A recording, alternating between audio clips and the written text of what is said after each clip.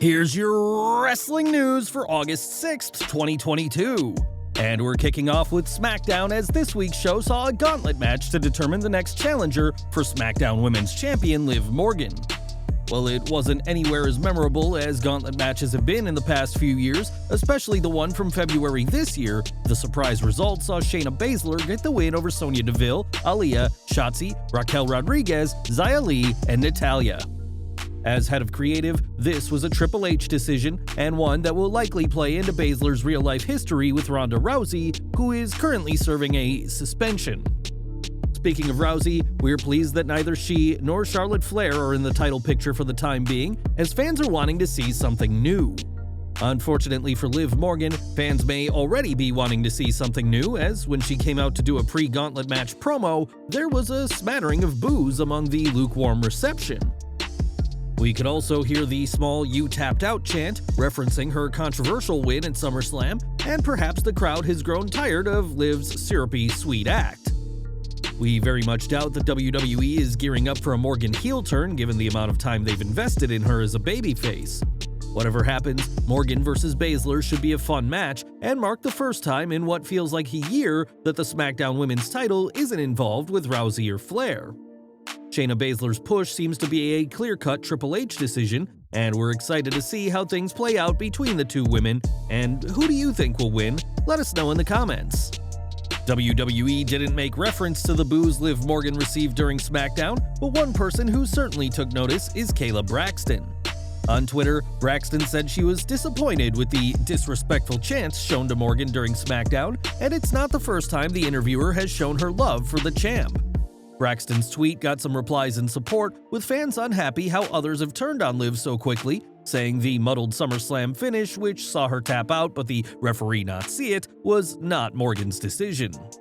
This mixed response was strange on SmackDown, though many fans feel that Morgan is coming across as a lucky champion rather than a deserving one, and her reign could come to an abrupt end at the hands of Shayna Baszler.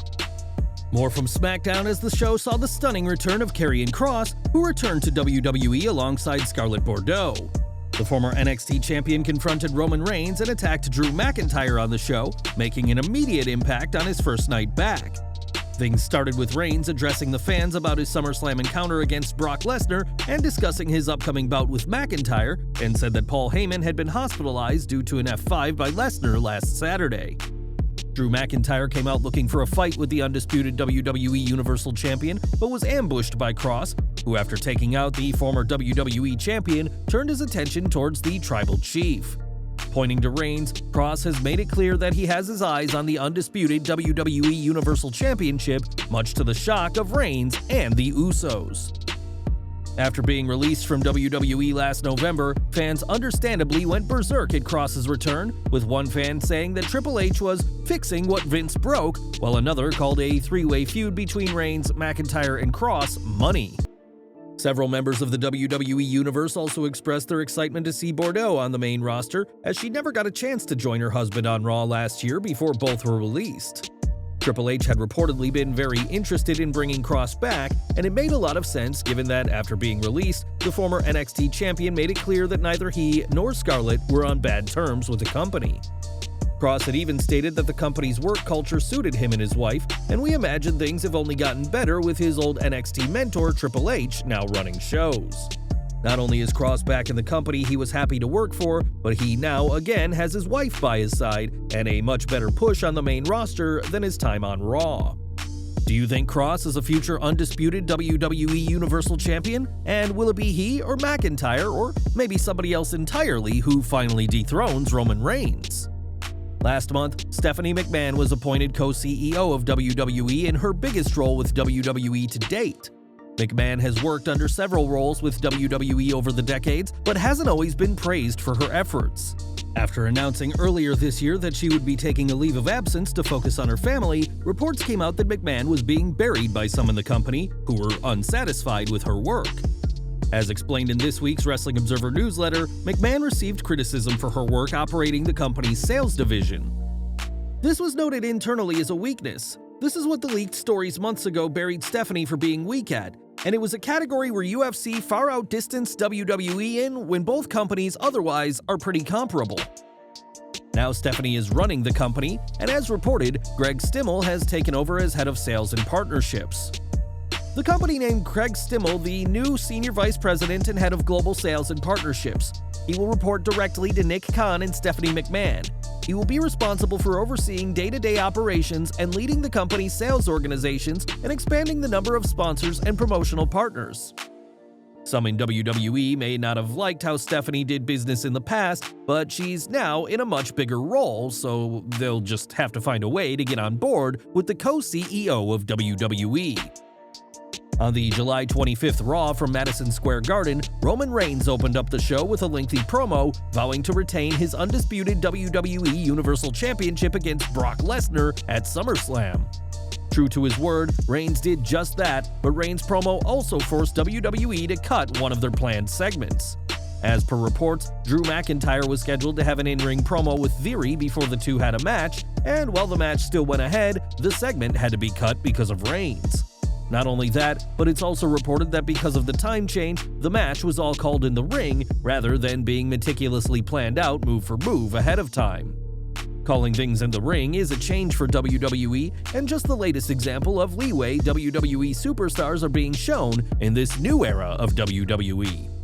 This was the case in the recent Donnybrook match between Drew McIntyre and Sheamus, in which a lot of the action was called in the ring, leading to one of the best TV bouts of the year. Fans have often stated that they want superstars to have more creative freedom, and after years, that wish is coming true under WWE's new management. In the run-up to his last match last weekend, Ric Flair insisted that his bout, which saw him team with Andrade to defeat Jay Lethal and Jeff Jarrett, would be his final ever match. The entire event was billed with the title of Ric Flair's last match, but it hasn't taken the Nature Boy long to tease a return to the ring. On Twitter, Flair shared a post saying that he and Andrade are back at it again, and this time they'll be appearing this weekend in Puerto Rico. Flair gave no explanation as to what he'll be doing in Puerto Rico, but the fact that he says that they'll be back at it again, along with an image from their match, certainly implies he'll be wrestling. Puerto Rico is known for a rich wrestling history, and Flair had countless matches in the area, and despite his last match last week, the Nature Boy may have one more showdown very soon. It's been just over 2 weeks since Vince McMahon retired from WWE, relinquishing all official roles he had with the company he founded. McMahon's decision to retire was influenced by the allegations that have been leveled against him, and now WWE is doing what they can to distance themselves from the old boss. Mike Johnson of PW Insider has reported that the former boss's name has been removed entirely from the internal roster list, meaning he isn't expected to show up on TV in any capacity. McMahon had previously been listed as a talent who hadn't been assigned to either SmackDown, Raw, or NXT, but could make an appearance on any show. Now McMahon is gone from all broadcasts of WWE, and judging by the actions taken this week, the former chairman of the company is seemingly gone for good. We've got news from Cain Velasquez, who's facing 10 charges, including first-degree attempted murder, for an incident earlier this year. Velasquez is alleged to have been involved in a shooting where he aimed to hit a man, Harry Goularte, who is alleged to have molested his son, but instead hit the man's stepfather, Paul Bender. Now there's been an update in the case, as the UFC alum and former WWE superstar pled not guilty to all charges in a hearing yesterday. A pre-trial hearing is now set for September 26th, and if convicted, the fighter could face up to 20 years behind bars. At the time of the shooting, Goularte was out on bail after being arrested and charged with lewd acts with a minor under the age of 14. As for Velasquez, he had been denied bail on 3 occasions, as the courts believe he would be a danger to the public should he be released as he awaits his next court date. In addition to the attempted murder charge, Velasquez has also been charged with assault with a firearm, assault with a deadly weapon, among others, and we'll keep following this case as more updates come out. And we're ending with Roman Reigns and The Rock, who have teased facing off for years in what would be one of the biggest matches in WWE in recent history. While both men have teased it, WWE has never confirmed that the match will happen at WrestleMania 39 as many believe, but Paul Heyman has something to say. While speaking on the Ringer Wrestling show, Heyman claimed that The Rock doesn't have to wait in line to get a title shot against Roman Reigns, saying, "If Dwayne Johnson wants the publicity to lose to Roman Reigns, we'll give him a title match. He doesn't even have to wait in line, win a battle royal or whatever. There's box office there. I'm impressed with what Dwayne Johnson has done outside of WWE, and I would counsel Roman Reigns that we could make a special provision to defend the title and smash Dwayne Johnson. If Dwayne Johnson wants to take that beating, he is more than welcome to step up to the Tribal Chief as long as he understands that when the match is over, he's going to be, like everyone else, he's going to acknowledge the Tribal Chief, Roman Reigns. We know that Rock's schedule is completely free for the first quarter of 2023, which many have taken as a sign of his return to WWE. The Rock vs. Roman Reigns would be a huge score for WWE, but only time will tell if fans get this dream match next year. Well guys, that's our news for today. Please share your comments below. Also hit the like button, subscribe to our channel, and hit the bell icon to receive all notifications. And as always, thanks for watching.